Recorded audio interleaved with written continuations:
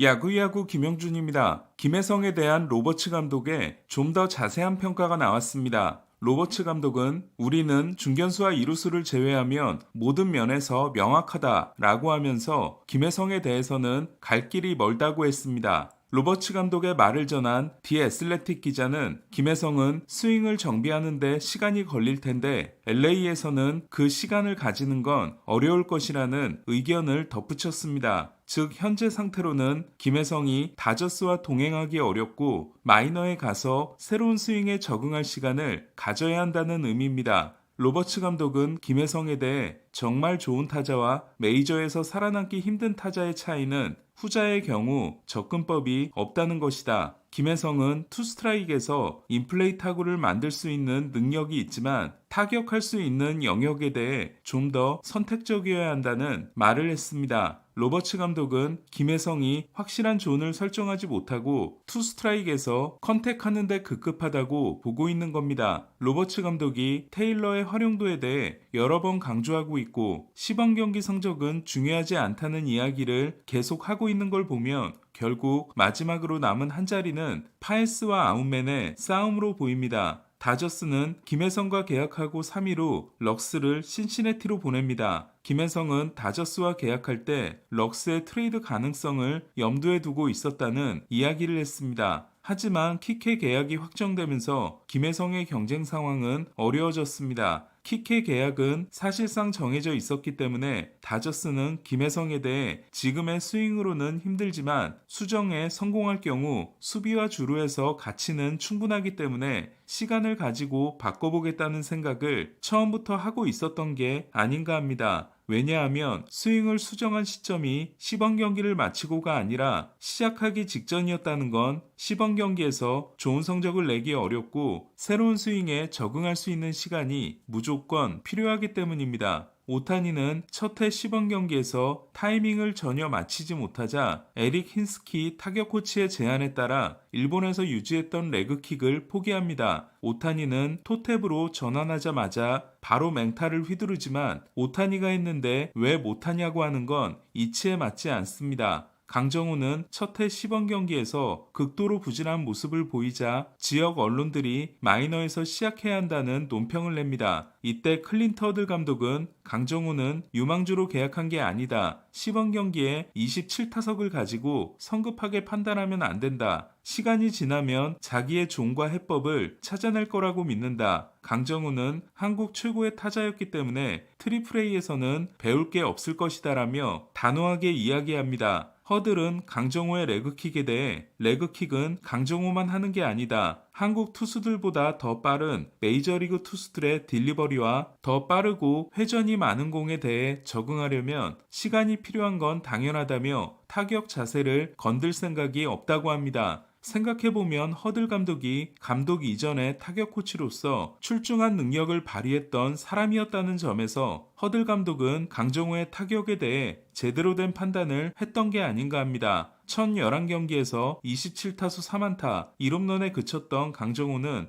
허들 감독의 말이 떨어지기가 무섭게 달라지기 시작하더니 마지막 시범 경기 7경기에서 18타수 6안타 4장타를 기록합니다. 강정호는 정규 시즌 시작 후 첫 21경기에서 선발로 나선 것이 5경기였지만 선발 3루수로 나간 4월 30일 경기에서 2루타 포함 4타수 3안타 1볼넷에 대활약을 했고 그 다음 선발 출장에서 트레버 로젠타를 상대로 1대1을 만드는 9회 초 동점 홈런을 날려 데뷔 첫 홈런을 신고합니다. 강정호는 벤치를 주로 지키는 동안 투스트라이크이 되면 레그킥을 하지 않는 것으로 조정을 했다가 메이저 투수들의 구속을 잡을 수 있다는 확신을 가지게 되자 투스트라이크에서도 레그킥을 하기 시작합니다. 2016년 김현수도 강정호와 비슷한 상황이었습니다. 김현수는 첫 시범 경기에서 45타수 8안타 1볼넷에 그쳤고 장타는 하나도 없었습니다. 볼티모어는 김현수에게 마이너에서 시작할 것을 제안하지만 2년차 또는 콜업 이후가 아니라 처음부터 사용할 수 있는 완전한 거부권이 있었던 김현수는 마이너행을 거절합니다. 중계석에 나온 듀켓 단장이 이 이야기를 공개적으로 하면서 김현수는 홈 개막전에서 관중들의 야유를 받고 입장합니다. 시즌 초반 조이 리카드가 풀타임 좌익수로 중용되면서 김현수는 무려 5월 말까지 벤치를 지키다 기용되기 시작했고, 비록 플래툰이긴 했지만 WRC 플러스 121을 기록합니다. 김현수는 첫해 바비비 3할 4푼 5리, 2년차가 2할 8푼 7리였는데 첫해 3할 8리였던 땅볼의 바비비 2년차에 2할 1푼 5리로 추락한 것이 결정적이었습니다.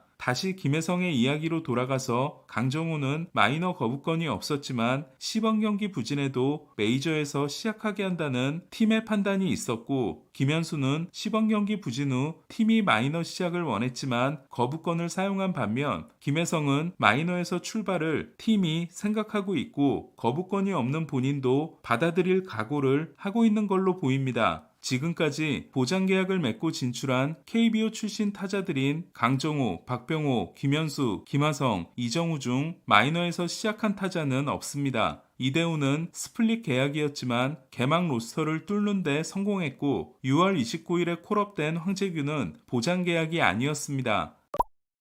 푸올스가 내년에 열리는 WBC에 감독으로 선임된 가운데 도미니카 대표팀에 대한 관심이 높아지고 있습니다. 푸올스가 감독을 맡음으로써 선수들의 적극적인 참여가 기대되고 있기 때문입니다. 도미니카는 완전체로 출격할 경우 외야는 좌익수 후안 소토, 중견수 훌리오 로드리게스, 우익수 페르난도 타티스의 테오스카 에르난데스가 네 번째 외야수를 맡고, 내야는 게레로가 1루수, 케텔 마르테가 2루수, 엘리 델라크루스가 유격수, 호세 라미레스가 3루수로 출전하며 매니 마차도와 라파엘 데버스, 윌리 아다메스, 주니어 카미네로, 제레미 페냐의 엄청난 뎁스를 가지게 됩니다. 포수도 야이너 디아스의 등장으로 디아스가 주전을 맡으면 게리 산체스가 백업입니다. 과거 도미니카 팀은 화려한 타선에 비해 마운드가 약점이었지만 이번 대회는 그렇지 않습니다. 샌디 알칸타라, 프란버 발데스, 루이스 카스티오, 프레디 페랄타, 루이스 세베리노 같은 쟁쟁한 선발들이 있고 공포의 구위를 가진 엠마누엘 클라세, 펠릭스 바티스타, 요한 두란, 마무리 트리오의 브라이언 아브레유, 카밀로 도발, 로넬 블랑코 등이 가세할 수 있기 때문입니다. 관건은 이들 중 얼마나 참여하느냐지만 지난 대회에서 1라운드 탈락이라는 충격적인 결과가 있었기 때문에 최고의 전력을 만들기 위해 노력할 가능성이 높아 보입니다. 스즈키 세이야는 일본 방송에 나와 가장 충격적이었던 투수는 폴 스킨스와 그의 스플링커였고 클라세를 상대하는 건 악몽이었다. 가장 어려웠던 변화구는 라이언 워커의 슬라이더라고 했습니다. 텍사스는 디그롬에 대해 올해는 이닝 제한이 있을 것이고 하위 로테이션에서 시작하며 추가 휴식을 틈틈이 챙겨줄 계획이라고 했습니다. 디그롬은 시범 경기에서 최대 4이닝을 던질 것이기 때문에 정규 시즌 초반에 길게 던지는 일은 없을 것으로 보입니다. 아돌리스 가르시아는 복사근의 이상을 느껴 MRI를 받기로 했습니다. 클리브랜드의 외야수 유망주로 파이프라인 36위인 체이스 디라우터는 탈장 수술을 받아 8주에서 12주를 결장하게 됐습니다. 클리브랜드는 2022년 1라운더인 디라우터와 지난해 전체 1순위로 뽑은 트래비스 바자나가 빠르게 전력에 가세해줘야 합니다. 말이 많은 카사스는 40홈런 120타점을 예상하고 있다며 이 정도는 해야 보스턴 1루수의 자격이 있고 내 능력 밖이라고 생각하지도 않는다고 했습니다. 한편 보스턴에서 마지막으로 40홈런 120타점을 기록한 선수는 2018년 JD였고 이를 달성한 보스턴의 1루수는 1936년 지미 팍스와 1996년 모본 2명뿐입니다. 오늘 소식은 여기까지입니다. 야구야구 김영준이었습니다.